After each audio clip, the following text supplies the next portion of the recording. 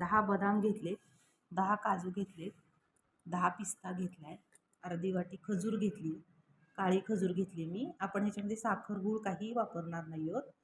आणि एक फुलपात्र दूध घेतले, केशरच्या काड्या घेतले आणि हे मी घरी बनवलेलं अर्धी वाटी पनीर घेतले. आणि हे आता सर्व साहित्य काय करायचे आपल्याला, हे गरम पाण्यामध्ये 1 तास भिजायला घालायचे.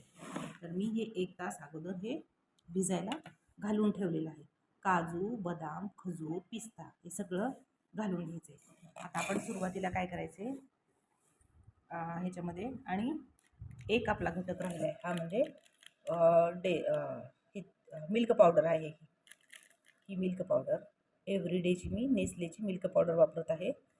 त्याच्याने खूप क्रीमीनेस येतो आईस्क्रीमला आपल्या. तर हे पण आपण 1 पॅकेट घालणार आहोत. तर सुरुवातीला ह्याच्यामध्ये पनीर घालायचे.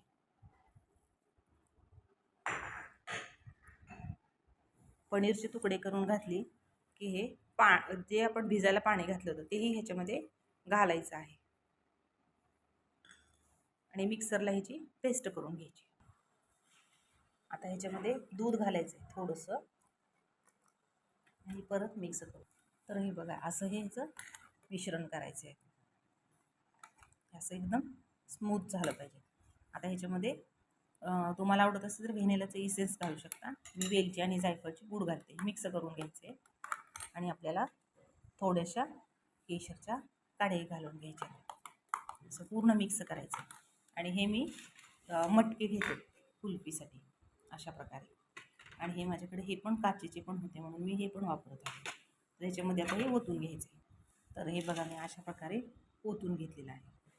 आता ह्याच्यामध्ये थोडेसे वरून काजू आणि पिस्ता लावायचे ह्याच्यामध्ये.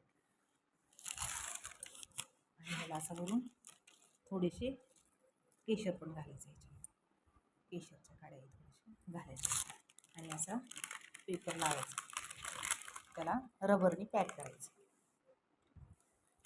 असं त्याला पॅक करायचं म्हणजे आतमध्ये बर्फ तयार होणार नाही. आता हे असं फ्रीजमध्ये आपण एक 6 तासासाठी